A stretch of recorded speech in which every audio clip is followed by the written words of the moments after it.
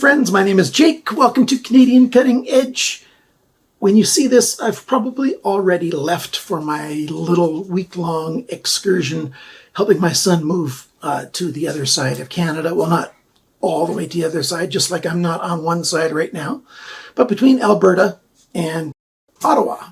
My son's moving over there with his girlfriend because she got a great job out there. And I'm helping them drive, helping them move over there. Today, we're going to take a look at this knife. Oh, by the way, I should be back around May 6th. I might have a video. Maybe May 7th, I might have my next video. This is the TS335. It's a pretty good looking knife. It comes two ways. It comes either with this 14C28N and micarta over titanium handle scales, handle scales.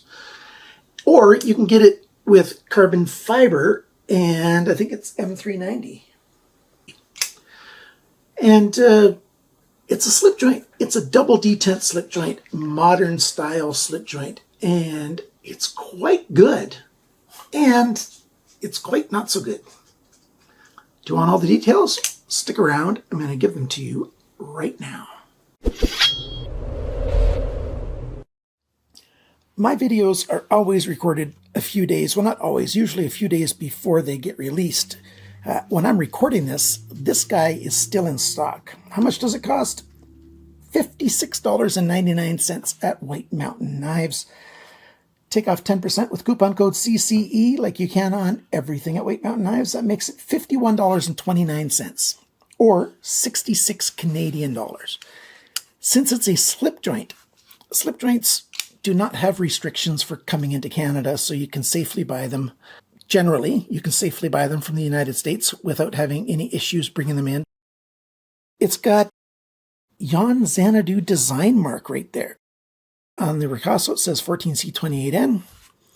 And on this side, we've got TwoSun on the main bevel of the knife. Now, it's so reflective that it's just shining like crazy on my video, making it hard to show this.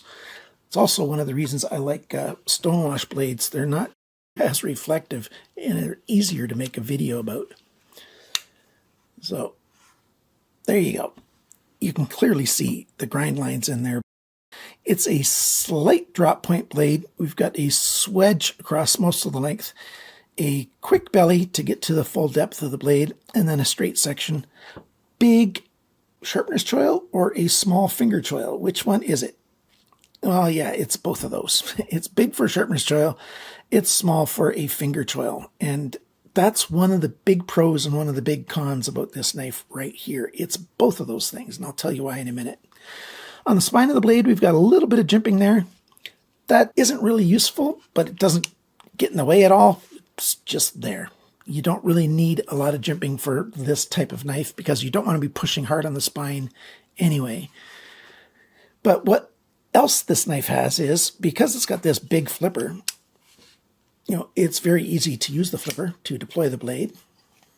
And just no matter how you do it, it's easy to deploy the blade. The detent for that is quite good. When you're holding the knife in your hand, that big flipper becomes a major guard. You can't shut it on your finger as long as you're holding it there because it just runs into your... You can't shut the blade because it just runs into your index finger. Very, very safe to use. If you're scared of slip joint knives, maybe this is the slip joint knife for you. The good thing about slip joint knives is there's very few jurisdictions where you're not allowed to carry a knife. And even if they've got restrictions on the kind of knife, slip joint knives are generally allowed. The other advantage is it is under 3 inches. So this guy should be legal almost everywhere on the planet. Let's talk a little bit about the handle for a minute. We've got titanium scales, and then they're milled out so that the liners can sit inside. We've got this coarse burlap kind of micarta on this one, brown. And we've got pivot screws and body screws that look a bit different. I think what would have been nice is if they would have enlarged the body screw here to keep them the same size. Optically, I think it would look nicer if both screws were the same size, but it's not a big deal at all. We've got slight chamfering, not only on the liners, those have a good chamfering, there's a chamfering on the handle scales as well. And it's got a slight roundedness to it, not very much at all. Mostly kind of flat, but very comfortable. It's not a super coarse micarta. It looks like it is, but it isn't super coarse. It feels quite nice, actually. I'm quite fond of it. Have you noticed something that's missing on this? Yeah, there's no pocket clip, which is okay for some people, but, you know, that's a big deal for others. And there's no lanyard pin or option. I really think that's a miss for TwoSun knives on this knife. I think this knife would sell even better if it had a pocket clip and if it had a lanyard, because this kind of knife you would tend to put into a leather slip. You might just drop it in your pocket, but put it into a leather slip, a leather sleeve, and then a tiny little lanyard will help you pull it out, because, you know, there's not a lot to grip here. So there's that. Or if it had a pocket clip, you could put it in your pocket the way you normally carry knives. Yeah, it needs a pocket clip. And if not a pocket clip, it really does need a little bit of a lanyard pin. And I don't use lanyards 99% of the time. It's just on something like this that I would like to have a lanyard. Now, here's a leather slip. I haven't reviewed this yet. Made by MKM from White Mountain Knives as well. It's got a magnetic loop holder. That's what I'm talking about. A slip like this for the knife to go into. This one's so small that you'd have to put it in that way, but most slips you would put in this way so that the end of the handle is the one sticking out. And I've got several other leather slips as well, and that's mostly how I carried it, because I don't want it just loose in my pocket, because then I can't really have anything else in the pocket, because we've got, you know, edges here that might create some scratches on other things. Like certainly if you had a cell phone in your pocket, you know, they're not going to play nice together. What's the other con on this thing? I started talking about it before. It's this. Why did they make it so small? I don't understand it. I wish they would have made it, and let's use this pen here, maybe not quite that big, but if they'd remove that much steel here, then you could get a forward grip that's very comfortable. So if you need to have a forward grip, you know, the guard still does it, but now it's protecting on your middle finger, and you can get close up a little bit more. Otherwise, it really doesn't need this big forward choil. They should have made more room. Like, I don't know whose fingers they used in there. Was it a grade 2 kid that they decided to measure this against? I don't know. I think that's a miss.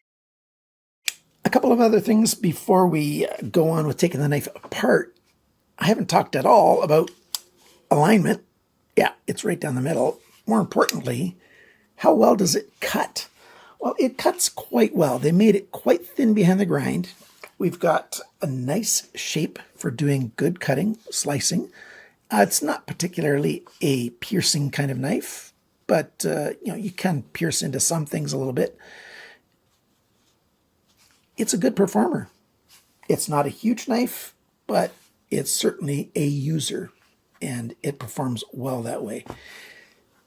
The price of the other one, I didn't talk about that either. The one with the carbon fiber and M390, that's only $92.99. That's about 86 American dollars. So quite a good upgrade for only like 35 bucks compared to what this one is. So pretty good grip, pretty good hand feel, and decent usability. Just not with that forward choil the way it is. Now let's take the thing apart and take a good close look at how it's made. It's mostly apart. I've taken the handle scales off. You have to put your finger on the edge and just sort of lift up with your fingernail to get it open. And then you've got another pin here. Now, this could have become the inside of a pin, so they could put a lanyard through that titanium, like coming around this way, and still be protected by the back spacer there. But they didn't. I'm going to have to just gently lift that off of there. There we go. You see, we've got these other pins here to hold it aligned. That's how it's put together. Let's put this pin away here too. There's your detent arm. Very straightforward. There's the ceramic detent ball. There's your D-shaped pin. We've got nice races that they've put on there so that it won't wear out the titanium with the ball bearings. Ceramic ball bearings in there. And captured stop pin is how it rotates on the ceramic ball bearings. And as you can see, there's one detent hole here.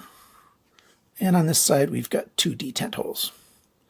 Very simple, straightforward construction.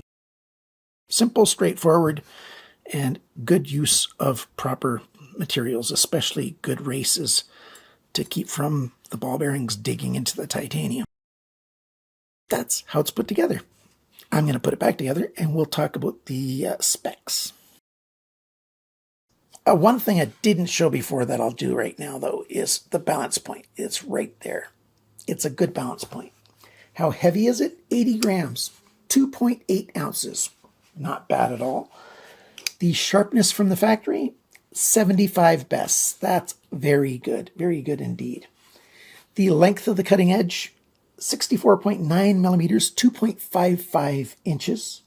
Blade length, tip to the closest spot on the titanium liners, 72.2 millimeters, 2.84 inches. The thickness of the blade is 2.91 millimeters, which is 0.1145 of an inch. The depth of the handle, this way, it's actually biggest right about there, and that is 24.1 millimeters, 0.949 of an inch. How thin is it behind the grind? 0.42 millimeters, which is 16.5 thousandths of an inch. And the grind angle, this side's got an average of 21.1 degrees. This side's got an average of 15.35 degrees. But it gets worse. This side's got a change of 4.5 degrees along the length. This one's got a change of 5.6 degrees along the length. That's not that good. 24.9 degrees to 19.3. 17.6 degrees to 13.1. Yeah, it's sharp. 75 bests. That's the average of 3 tests. Very sharp. Poorly sharpened. Let's go on to the handle length. That is 96.4 millimeters, 3.79 inches. The grip area, it's about 8 centimeters, 3.1 inches, a little bit more if you use the forward choil. The thickness of the handle, 13.8 millimeters, 0.543 of an inch. Very good. The handle depth, 24.4 millimeters, 0.96 of an inch. When the knife is closed, it's widest here at the flipper, 32 millimeters, 1.26 inches. Total length of the knife is 169 millimeters, 6.65 inches. What are my final thoughts on this thing? Well, I like it. And I don't like it. I like that you can actually fidget with a slip joint. You know, you can turn it into a plaything. Of course, knives are tools, of course, but nice knives are nice to have and, you know, hold and touch and play with and use. You know, it's good to enjoy using knives. I like that. The detent system, I like the double detent system. Very well made. I like that that flipper guard is big enough to protect your hand from closing on it. The forward choil, I don't like that it's not big enough. They should have reworked that area, I think. No pocket clip, no lanyard option. I don't know what's up with that. Of course, this thing's perfectly ambidextrous the way it is, but it could be better if it was easier to carry. Because I definitely think this needs to be carried in a leather sleeve. At least that's how I carry it. And then when it's in a leather sleeve, it's not easy enough to pull out because there's, you know, nothing to pull on, nothing to grip. Yeah, there's texture on here. You can grip on it, but you have to get your fingers, you know, between the two pieces of leather to grab it, to pull it out instead of having a little piece of lanyard to grab onto. So do I recommend this thing? Sure. If you like what you see, it's well made, it's solid, it's built good. If you're okay with how it is, hey, there you go. The sharpening. I really don't understand. Well, I don't watch other reviewers, so I really don't know. But from what I get, the very, very odd time that I do watch a review these days, I just don't understand why other knife reviewers don't seem to care about how companies sharpen knives. And I think it's mostly because, well, they don't measure it, so they don't know. And what they don't know doesn't affect their feelings. That's really how life works, right? If you watch other reviewers, and I suspect you do, ask them to start measuring the grind angle along the whole length of the knife, not just at one spot, to measure the grind angle along the whole length of the knife on both sides. I think once they start knowing what's going on, they're going to start getting more upset about what's going on, and they're going to try to get the industry to change. At least I hope so, because I'm getting sick and tired of how badly knives are sharpened from good brands. Like, I love TwoSun. They're a great brand. Very good knives. But, fail. The sad thing is, that's true of every brand.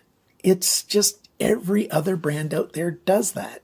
And since everybody else does it, they're okay with it. I honestly think that the top people on the knife companies that make these decisions don't even know how their knives are going out of the factories. They don't know how poorly they're being sharpened. You know, they might grab a knife and do a cut test. Okay, that's good. Pass. You know, 1 out of 10,000 or 1 out of 1,000 knives that they test. But do they sit down and measure the grind angles? I think that's the one big flaw in the knife industry. People think, oh yeah, and this is perpetuated by a lot of knife reviewers, you need to match the factory angle because factory knows best. No, factory doesn't know best. Factory doesn't have a hot clue about sharpening knives. That's my little rant for today. Hopefully that'll sustain me during my break. Thanks for watching my video. Thank you to my Patreon and YouTube member supporters. If you want to support the channel, there's some very good perks for you guys. Like, you guys get first dibs on knife sales. On the most recent sale that I did last month, you guys purchased earlier this month. You know, my supporters purchased probably 80% of the knives. That's a rough guess number, because I sell them at a good price, and that's great. And one of you guys wins every single month. Now, if you're watching this and you're one of my Patreon or YouTube member supporters, the draw for May will have to wait until the second week of May, because I won't be back until the 6th, I think, of May. So there you go. Thanks for watching. Thanks, everyone, for liking, sharing, commenting, and subscribing. I really do appreciate all those things. Do really make a difference, so please do them. And, well, you can dislike too. You don't have to hit the like button. But if you don't like the video, hit the dislike button. Yeah, because that helps me too. And remember, friends, always cut towards your chum, not your thumb. Bye for now.